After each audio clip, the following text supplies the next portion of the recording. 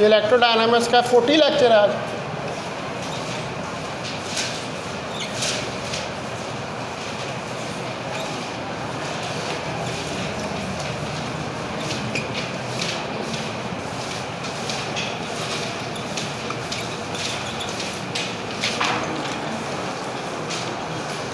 और कल जो है वो हमने फार्मूले कैलकुलेट किए थे इसके लिए, इलेक्ट्रोस्टैटिक एनर्जी के लिए, ठीक है।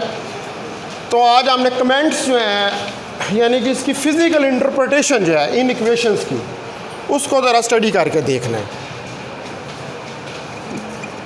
तो comments on electrostatic energy.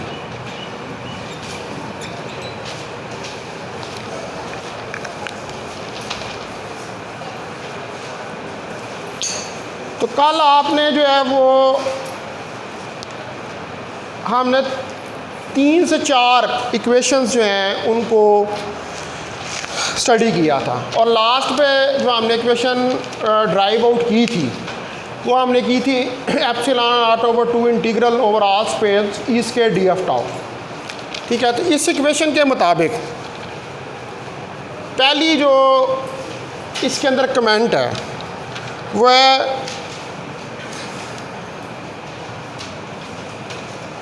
a perplexing inconsistency।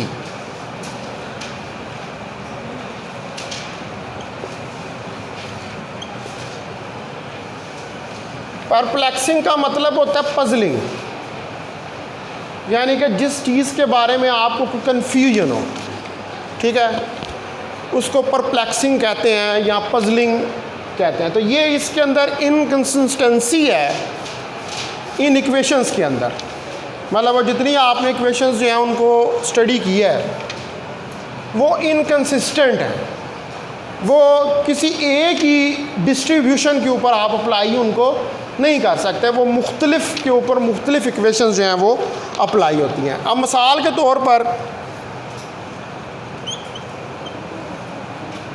According to the equation, अब ये जो इक्वेशन है ई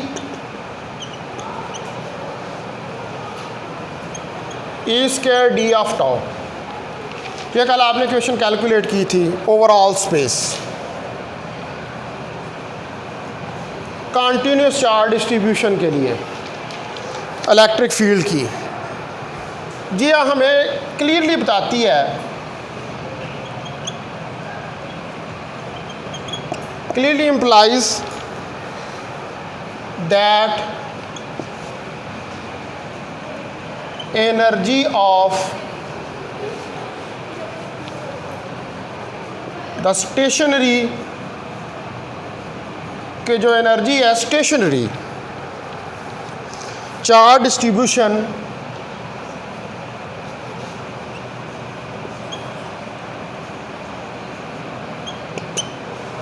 is always पॉजिटिव, क्योंकि ई स्क्वायर आ रहा है तो स्क्वायर की वजह से हमेशा जब भी आप स्टेशनरी चार्जेस डिस्ट्रीब्यूशन की वजह से कैलकुलेट करेंगे एनर्जी को तो वो हमेशा पॉजिटिव होगी। अब ये तो इक्वेशन ये बता रही है। ऑन द अदर हैंड आपके पास एक और इक्वेशन भी है, equation W1/2 summation I1 to N Q of I V of RI, ये इक्वेशन भी आप पढ़ चुके हैं एनर्जी के लिए। इसी इक्वेशन से हमने ये वाली इक्वेशन ड्राइव की है, from which we have derived E is equal to epsilon naught to E square D of tau all space,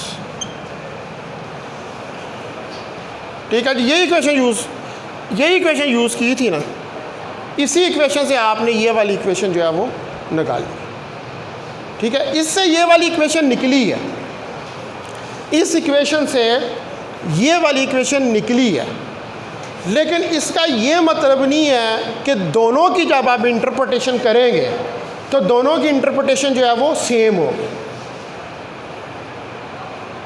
ये भी एनर्जी की है, ये भी एनर्जी की ही है, इलेक्ट्रोस्टैटिक एनर्जी की ही दोनों इक्वेशन हैं, और इसमें से ही ये वाली इक्वेशन निकली है। लेकिन जब आप इनको फिजिकली डिस्क्राइब करेंगे तो इनके दरमियान डिफरेंस जो है वो मौजूद है।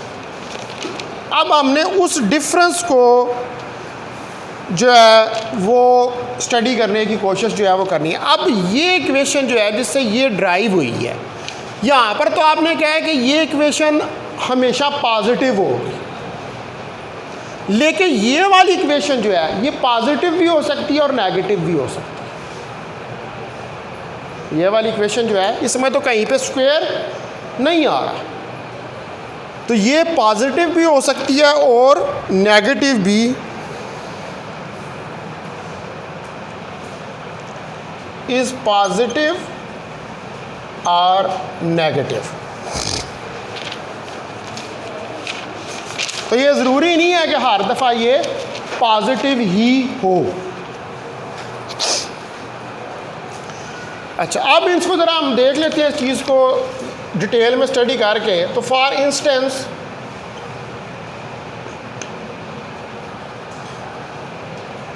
According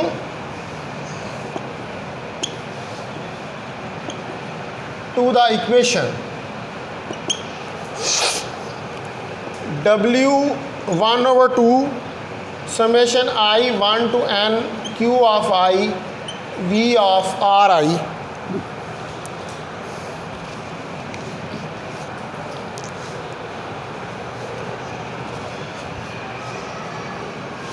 the energy of two equal and opposite charges. तो जो एनर्जी है इलेक्ट्रोस्टैटिक एनर्जी है, दो चार्जेस जो कि इक्वल हैं मैग्नीट्यूड में लेकिन ऑपोजिट है, यानी कि चार्ज उन पे ऑपोजिट है। ए डिस्टेंस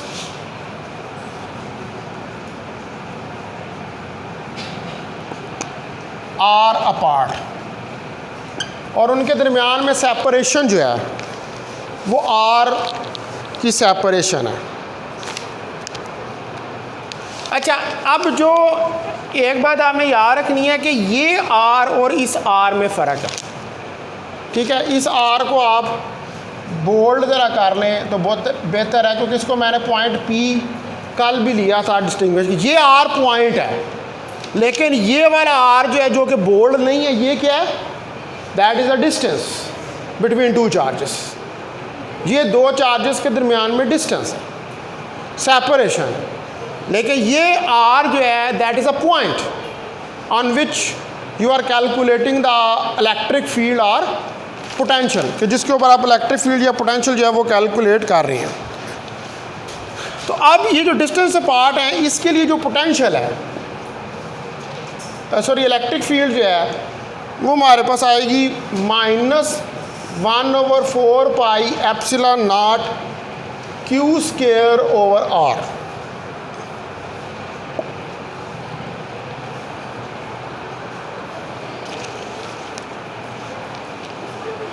तो ये तो कोई अजीब सी इलेक्ट्रिक फील्ड नहीं निकल आई।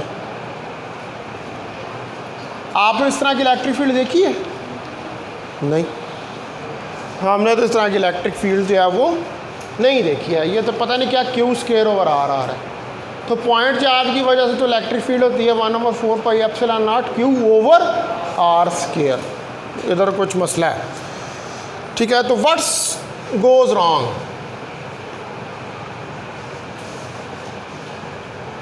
अब क्या चीज़ जो है वो यहाँ पर गलत हुई है, ये क्वेश्चन है।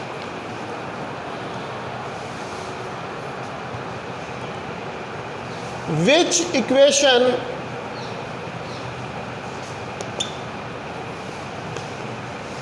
Is correct. ठीक है जी, कौन सी इक्वेशन जो है वो आपके पास करेक्ट है? ये जो इक्वेशन हमने लिखी है ये तो हमें कहीं से भी करेक्ट जो है वो नज़र नहीं आ रही है, क्योंकि इस तरह तो पॉइंट चार्ज की फील्ड जो है वो नहीं निकलती है। पॉइंट चार्ज की फील्ड जो है वो तो 1/4 pi epsilon not Q over R square के बराबर होता है। तो ये मैंने यहाँ पर क्या लिखा, क्यू स्क्वायर ओवर आर, यानी कि 1/r। ये तो कोई पोटेंशियल, चले क्यू को तो छोड़ देना, क्यू तो चार्ज है, वो तो चार्ज की कोई वैल्यू दी होगी, चार्ज तो कांस्टेंट होगा। तो अब इसका जो आंसर है कि कौन सी इक्वेशन जो है वो करेक्ट है, अब यहाँ पर यह है कि ये तो इक्वेशन करेक्ट नहीं है, तो फिर कौन सी इक्वेशन जो है वो करेक्ट है? तो the answer is that both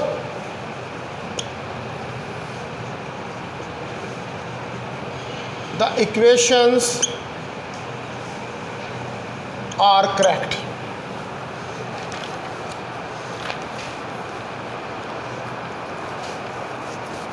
ठीक है, दोनों इक्वेशंस करेक्ट हैं जो आपने ये एनर्जी की लिखी हैं। ठीक है, ये दोनों इक्वेशंस करेक्ट हैं, इनमें गलत, इनके अंदर कोई भी इक्वेशन नहीं है, लेकिन इनमें स्लाइटली डिफरेंट है। यानी कि आप इनको जब बात करेंगे, इनकी एक्सप्लेनेशन करेंगे, तो ये स्लाइटली एक दूसरे से डिफरेंट है, बट दे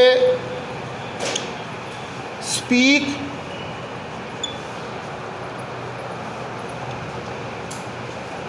डिफरेंट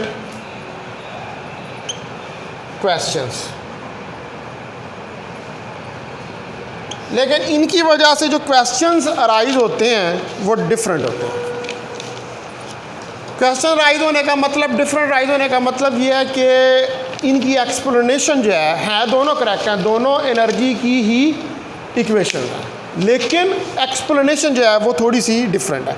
अब पहले नंबर पर हम देखते हैं कि अगर इस इक्वेशन को डिस्कस करें, जो ये वाली, ठीक है, तो the equation W 1/2 summation I1 to n Q of I V of Ri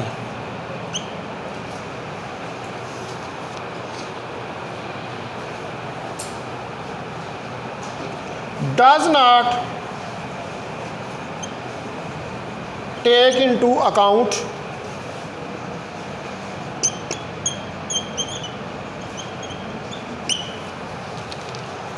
the work necessary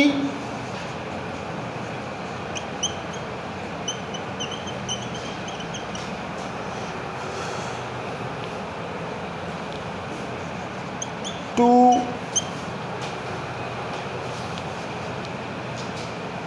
make the point charges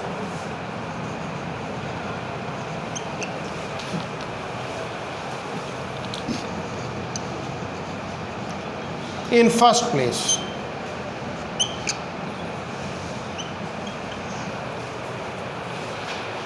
ठीक है, तो ये इक्वेशन जो है इसके लिए ज़रूरी नहीं है कि आप वर्क करें पॉइंट चार्जेस को प्लेस करने के लिए। ठीक है, यानी कि पहले वो कल हमने क्या स्टडी किया था कि एक पॉइंट चार्ज लाते हैं, फिर दूसरा पॉइंट चार्ज लाते हैं, फिर तीसरा पॉइंट चार्ज लाते हैं against the field of distribution और सम अदर सोर्स चार्जेस, 1 2 3 4 करके था। तो ये इस इक्वेशन के अंदर ये ज़रूरी नहीं है कि आप इन चार्जेस को लाने के लिए वर्क जो है वो करें। तो यहाँ पर हम क्या कह सकते हैं कि सिंपली वी स्टार्टेड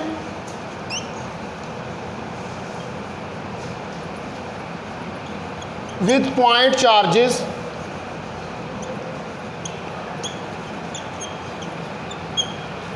अब पॉइंट चार्जेस जो हैं उनसे स्टार्ट करते हैं और क्या करते हैं, सिंपली फाइंड करते हैं वर्क डन।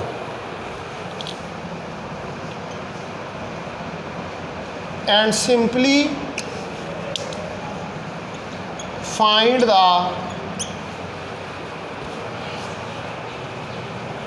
Work done. और इन पॉइंट चार्जेस की वजह से जो वर्क डन है उसको फाइंड करते हैं। Required to bring them together. तो अगर आपने इन दोनों जितने भी ये चार्जेस हैं, पॉइंट चार्जेस हैं, इनको एक दूसरे के करीब लेकर आना है, तो क्या करना पड़ेगा कि इनके ऊपर वर्क डन करना पड़ेगा। ज़ाहिर बात, एक चार्ज उठा के दूसरे के पास लेके आएंगे, दूसरे को तीसरे के पास, तीसरे को चौथे के पास, तो जितने चार्जेस आप लेकर आएंगे एक दूसरे के पास, उन चार्जेस को एक दूसरे के पास लाने के लिए आपको वर्क डन जो है वो करना पड़ेगा। ठीक है, इस इक्वेशन के मुताबिक। लेकिन इस इक्वेशन के मुताबिक ये ज़रूरी नहीं है कि आप जो पॉइंट चार्जेस हैं उनको पहले किसी प्लेस के ऊपर लाकर तो रख दें।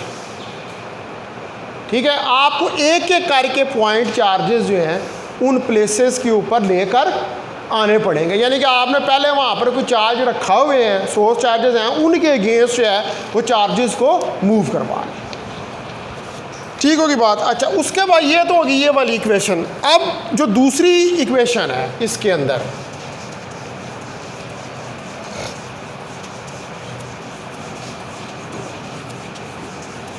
जो epsilon naught two E square D of tau है,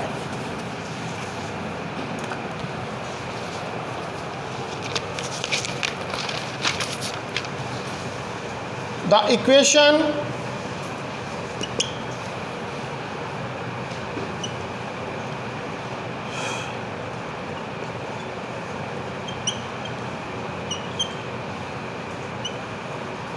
all space, ये जो इक्वेशन है ये इंडिकेट करती है the energy of point charge.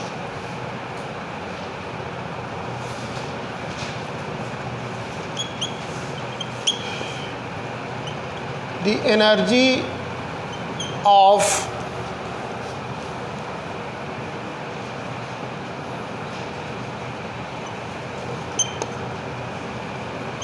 point charge is in fact infinite।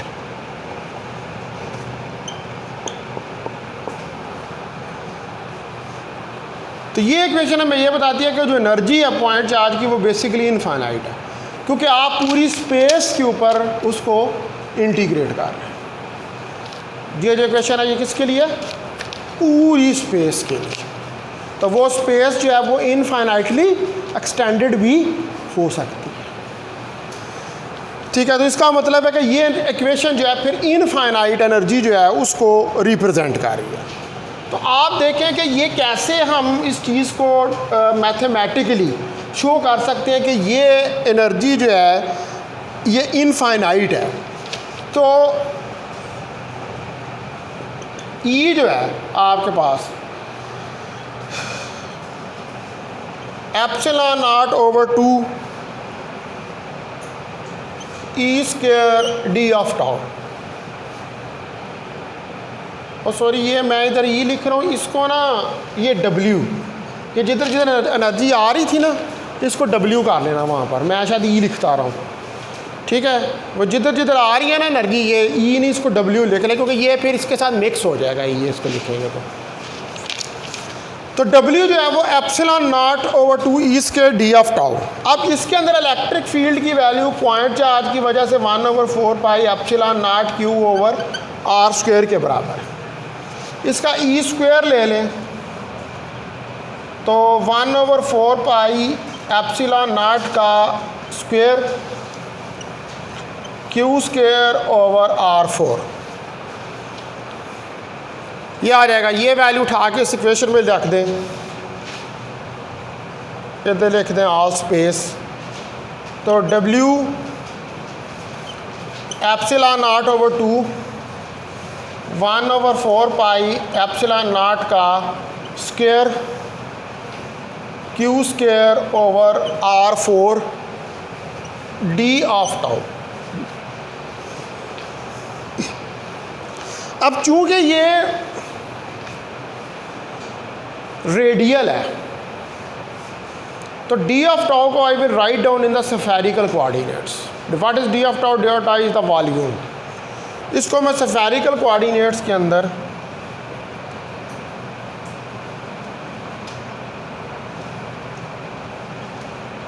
Write down करूंगा।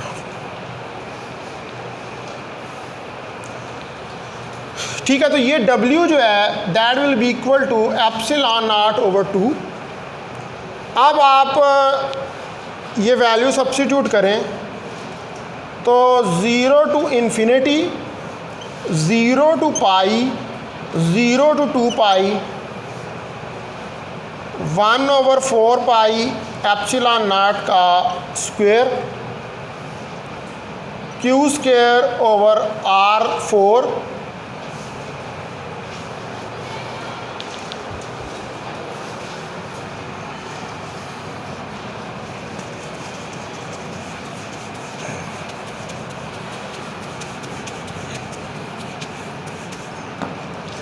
ठीक है जी, Q square over R4 into R square sine theta dr d theta d phi. ये स्फेरिकल कोऑर्डिनेट्स के अंदर जो है मैंने इसको राइट डाउन जो है वो कर दिया। Now we have to solve this equation. यहाँ से एनर्जी को इनफाइनाइट हमें निकालना है। ठीक है, तो W epsilon not 2 into 4 pi epsilon not का स्क्वायर, क्यू स्क्वायर को भी बाहर निकाल लें, 0 टू इन्फिनिटी, ये R स्क्वायर एक दफ़ा इस R स्क्वायर से कट जाएगा तो 1/R square dr, 0 to infinity, 0 to pi sine of theta d theta, 0 से 2 पाई डी फाई।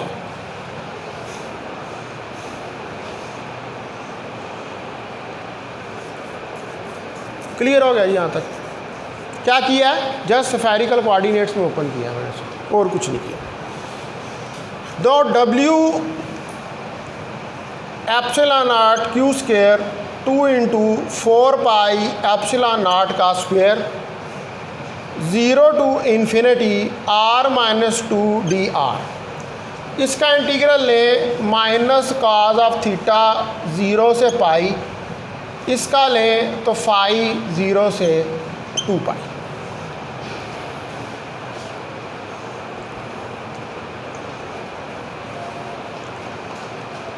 ठीक है, तो W is equal to epsilon not Q square 2 into 4 pi epsilon not का स्क्वायर,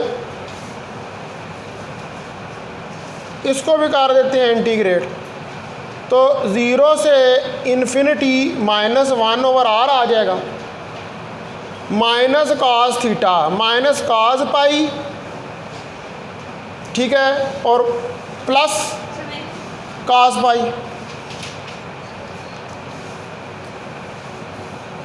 माइनस कॉस पाई, ठीक है, और यहाँ से minus into minus cos of 0 degree, बल्कि इस माइनस को बाहर ले हैं, ये आपको कंफ्यूज कर रहा है। ठीक है, cos of pi minus cos of 0 degree, सीधा सीधा काम का, और ये आ जाएगा 2 पाई।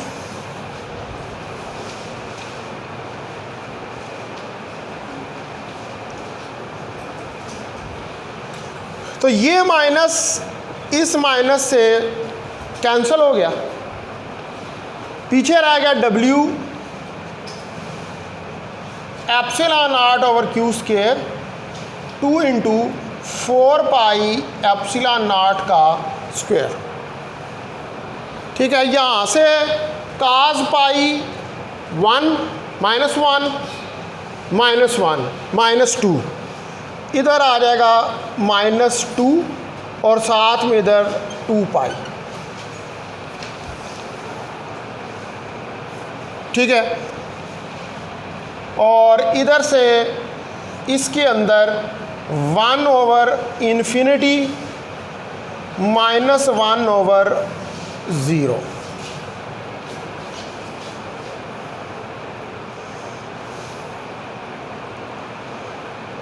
तो 1/∞ किसके बराबर होता है? 0 के। तो W is equal to epsilon naught Q² 4 pi minus के साथ divided by 2 × 4 pi epsilon not का स्क्वायर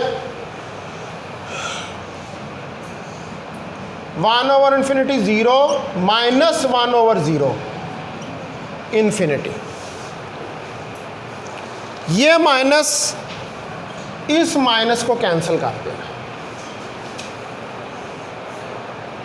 ठीक है, तो आपके पास क्या बच जाएगा? W is equal to Q² over 8 pi epsilon not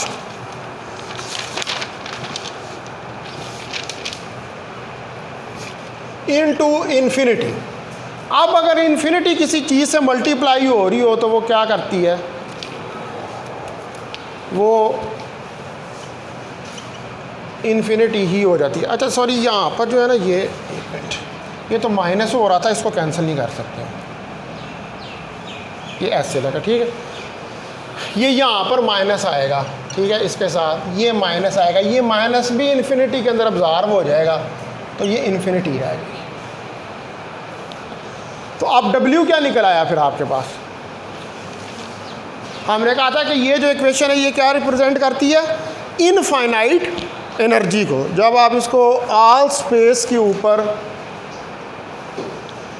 integrate करते हैं तो वो हमने प्रूव करके दिखा दी कि एनर्जी जो है वो इनफाइनाइट है। तो इसका मतलब है कि फिर जो ये वाली इक्वेशन है W is equal to epsilon not over 2 इसके df टाउ, ये ज़्यादा कंप्लीट है क्योंकि पूरी स्पेस के ऊपर हो रही है, तो ये ज़्यादा इंफॉर्मेशन आपको प्रोवाइड कर रही है। So the equation W epsilon not over 2 all space E² d of tau, ये इक्वेशन जो है इज मोर कंप्लीट, ये ज़्यादा कंप्लीट है। ठीक है, क्योंकि ये आपको ये बता रही है कि कितनी एनर्जी जो है वो स्टोर्ड है in the charge distribution, because it is telling you how much energy is stored in the charge distribution.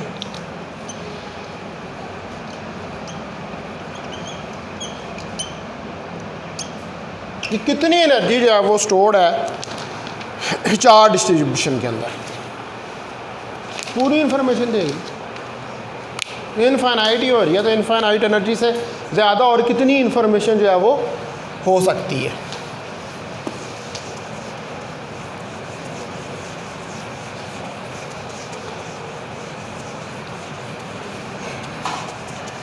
लेकिन अब आप दूसरे नंबर पर देखें कि जो इक्वेशन है, but the equation W is equal to 1/2 summation I1 to n Q of I V of Ri,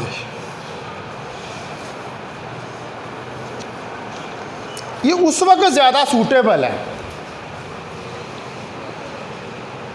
is more suitable when you are dealing with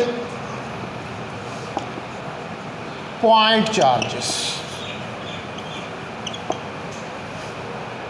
जब आप पॉइंट चार्जेस के साथ डील कर रहे हैं, चार्ज डिस्ट्रीब्यूशन के साथ नहीं, किसके साथ? पॉइंट चार्जेस के साथ।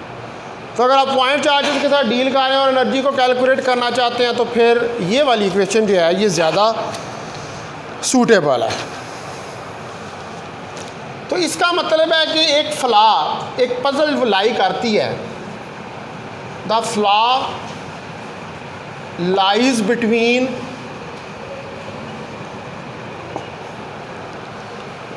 W1/2 summation I1 to n Q of I R of I and W epsilon naught over 2 E square D of tau all space।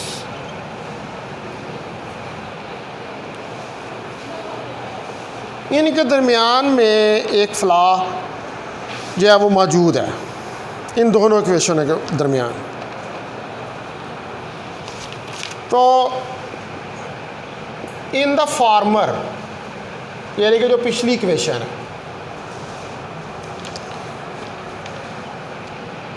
V of Ri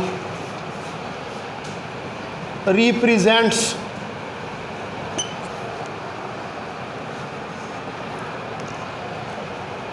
the potential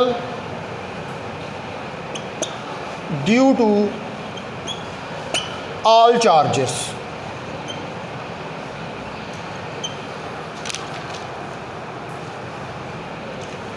but not QI।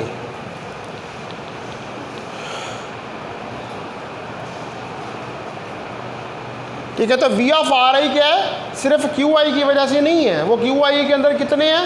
I1 to n तक है, तो वो सिर्फ QI को represent नहीं कर रही, वो जितने भी वहाँ पर पॉइंट चार्जेस हैं उन सब को रिप्रेजेंट कर रहा है। ठीक है, जो ये वाला इक्वेशन है जिसको हम पॉइंट चार्जेस के लिए यूज़ करते हैं। वेयर एज इन लेटर, यानी कि जो दूसरी इक्वेशन उसके बाद लिखी है, जो लेटर इक्वेशन है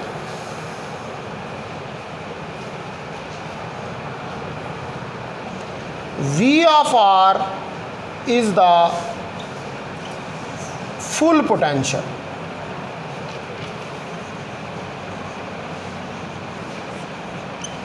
V of R जो वो पूरा पोटेंशियल है जो किसी चार्ज डिस्ट्रीब्यूशन की वजह से है।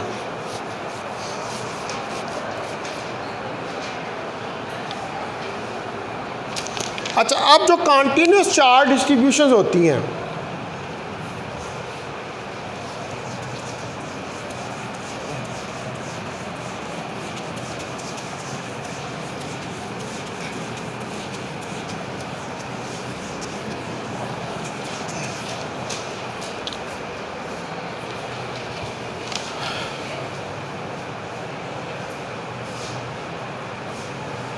for continuous charge distributions,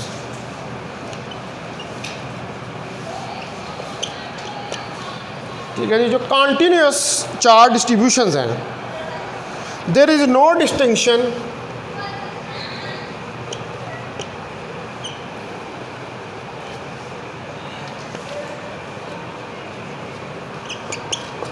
इनके अंदर कोई डिस्टिंक्शन नहीं है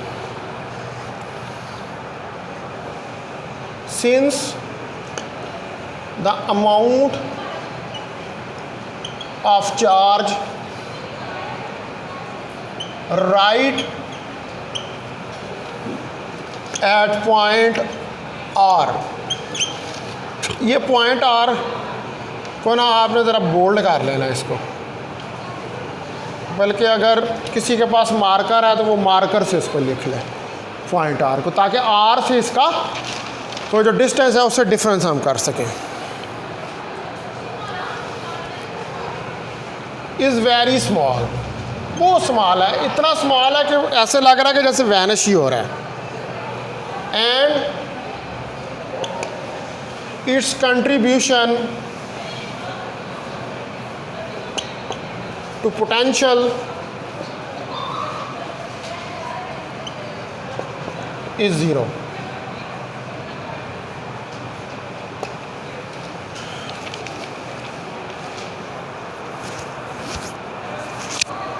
लेकिन अगर आपके पास पॉइंट चार्जेस प्रेजेंट हो, ठीक है, but in the presence of point charges,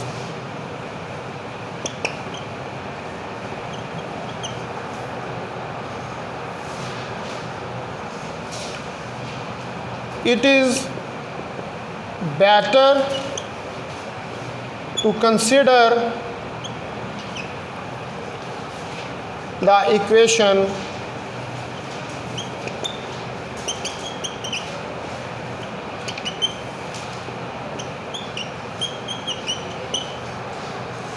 R of I।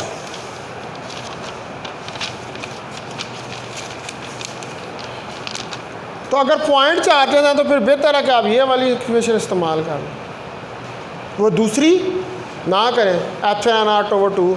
तो ये सारी जो जितनी डिस्कशन है, इस डिस्कशन से हमें क्या पता चला है कि ये दोनों इक्वेशनें जो हैं W1/2 epsilon 1 I1 to N Q of I R of I और W एप्सिलॉन नॉट ओवर 2 इसके D of tau, ये एक ही नहीं है, इनकी फ़िज़िकल इंटरप्रिटेशन डिफरेंट है, ये मुख्तलिफ़ जगहों पर ये इस्तेमाल होती हैं। ठीक है, मिसाल के तौर पर अब आपको एक प्रॉब्लम दिया जाता है, उसमें पॉइंट चार्ज गिवन है, उसने कहा कि पॉइंट चार्ज की वजह से एनर्जी कैलकुलेट करो। तो now you have to decide कि आपने कौन सी इक्वेशन लगानी है। तो आप ये जितनी हमने डिस्कशन कर ली है, इससे आपको क्लियरली पता लग गया कि अगर पॉइंट चार्जेस को वो प्रॉब्लम के अंदर देता है तो सीधा सीधा आपने ये वाली इक्वेशन अप्लाई कर इस सारे डिस्कशन से। दूसरे नंबर पर यह कि अगर वो आपको डिस्ट्रीब्यूशन की आपसे बात करता है, कॉन्टीन्यूस चार्ज डिस्ट्रीब्यूशन की, तो फिर आपको बगैर सोचे हुए ये वाली इक्वेशन जो है वो इस्तेमाल करें। इसका दूसरा वर्जन भी है इसी इक्वेशन का, जहाँ पर आप उसको लिखते हैं 1/2 lambda DL sigma DA V के साथ। ठीक है, तो इस इक्वेशन को जो है वो यूज़ करना। तो इसका मतलब है कि ये जो इक्वेशंस हैं इनमें एक इनकंसिस्टेंसी मौजूद है। ठीक है, ये पजल है इनके अंदर, ये सेम नहीं है, इवन के इसी में से ये वाली इक्वेशन निकलती है। लेकिन जब आपने प्रॉब्लम सॉल्व करने हैं तो फिर आपको वहाँ पर ख्याल रखना पड़ेगा कि किस इक्वेशन को हमने किस जगह पर इस्तेमाल करना। पॉइंट चार्ज दिए हैं तो ये करनी है, डिस्ट्रीब्यूशन दी हुई है कॉन्टीन्यूस तो ये वाली करनी है, या इसका दूसरा वर्जन इस्तेमाल करना। ठीक है जी, समझ आ गया। अभी ये मैंने एक कमेंट जो है उसको मुकम्मल किया। ठीक है, अभी 2 कमेंट्स जो हैं वो इसके ऊपर रहते हैं। ये पहला हमने जो है वो स्टडी किया, तो इसको मैं लेक्चर को अभी यहीं पर एंड करता हूँ।